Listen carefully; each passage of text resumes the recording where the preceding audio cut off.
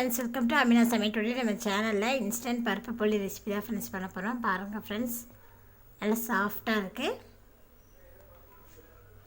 ரொம்ப ஈஸியா பருப்பு வேக வைக்காம மாவு பிசையாம பருப்பு போலிய டேஸ்டா எப்படி செய்யலாம்னு வீடியோல பார்க்கலாம்.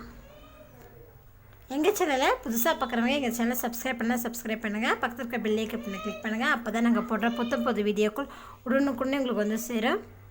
வீடியோவை ஸ்கிப் பண்ணாமல் பாருங்கள். பருப்பு போலி பண்ணுறதுக்கு 1 கப் கடலைப்பருப்பு எடுத்திருக்கேன். கடலைப்பருப்பு பார்த்திங்கன்னா 1 மணி நேரத்துக்கு முன்னாடியே தண்ணியில் ஊற போட்டு தண்ணியெல்லாம் எடுத்து வச்சுருக்கேன். பருப்பு பாருங்கள் நல்லா ஊறியிருக்கு.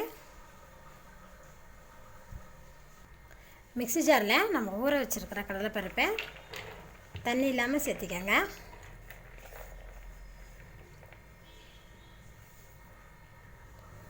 கூடவே 1 கப் அளவுக்கு நாட்டு சக்கரை எடுத்திருக்கேன். நீங்கள் இதில் வெல்லம் கூட சேர்த்திக்கலாம். வெல்லத்தை நல்லா உடச்சி சேர்த்திக்கங்க. 1/2 கப் அளவுக்கு தண்ணி. இது நல்லா பேஸ்ட்டாக அரைச்சி எடுத்துக்கலாம். பாருங்கள், நல்லா பேஸ்ட்டாக அரைச்சி எடுத்தாச்சு. ஒரு மிக்சிங் பவுலில் 1 கப் மைதா மாவு சேர்த்திக்கலாம்.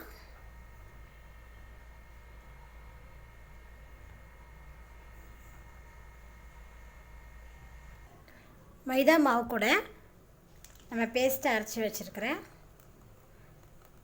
வெல்லம் அந்த பருப்பு இதில் ஆட் பண்ணிக்கலாம். மாவு இது கூட சேர்த்து நல்லா மிக்ஸ் பண்ணி விட்டுக்கோங்க, கட்டி இல்லாமல்.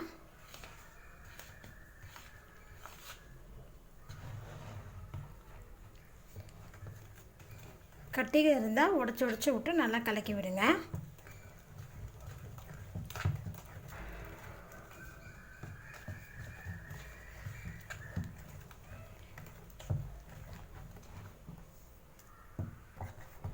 பாருங்கள், கட்டி இல்லாமல் நல்லா மிக்ஸ் பண்ணிவிட்டேன். இது வந்து ரொம்ப சிம்பிளான மெத்தடு. நமக்கு வேலையை ஈஸியாக முடிஞ்சிடும், டேஸ்ட்டும் நல்லாயிருக்கும். பருப்பு போலிக்கு வந்து நம்ம மாவு பிசைவோம், குக்கரில் பருப்பெல்லாம் வேக வைப்போம். இது ரொம்ப சிம்பிளான மெத்தடு. இப்போ இது கூட நம்ம கொஞ்சமாக ஏலக்காய் தூள் தூவிடலாம். ஏலக்காய் தூள் தூவிட்டோம். இப்போ இது ஒரு டைம் மிக்ஸ் பண்ணி விட்டுருங்க. இப்போ பார்த்திங்கன்னா நம்மளுக்கு பட்டர் நல்லா ரெடி ஆகிடுச்சு பாருங்கள்.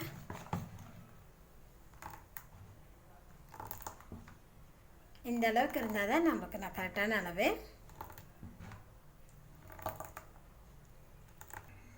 தோசைக்கல் எடுத்திருக்கேன். தோசைக்கல் இப்போ சூடாயிடுச்சு. இதில் 1 டேபிள் ஸ்பூன் நெய் விட்டுக்கோங்க.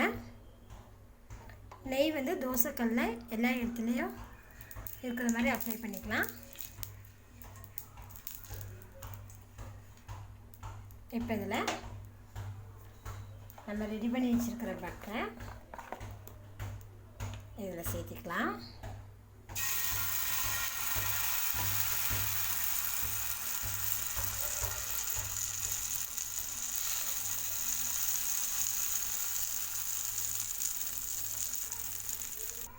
சுற்றி வர லேசாக நெய் விட்டுக்கலாம். இப்போ இதை ஒரு சைட் குக் ஆகிடுச்சு பாருங்கள். இப்போ நம்ம திருப்பி போட்டுக்கலாம். பாருங்கள், திருப்பி போட்டாச்சு.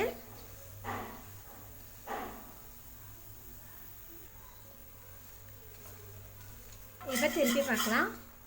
பார்த்திங்கன்னா இந்த பக்கமும் பார்த்திங்கன்னா நல்லா குக் ஆகிருக்கு பாருங்கள். பருப்பு போலி நம்மளுக்கு ரொம்ப ஈஸியாக ரெடி ஆயிடுச்சு. இப்போ இதை நம்ம வேறு பிளேட்டுக்கு மாற்றிக்கலாம். இன்ஸ்டன்ட் பருப்பு போலி ரெடி ஆயிடுச்சு. பருப்பு வேக வைக்காமல் மாவு பிசையாமல் ரொம்ப ஈஸியாக இந்த பருப்பு போலி செஞ்சுட்டோம் பாருங்கள். நல்லா சாஃப்டாக இருக்குது. நீங்களும் இந்த ரெசிபியை செஞ்சு பாருங்கள் ஃப்ரெண்ட்ஸ்.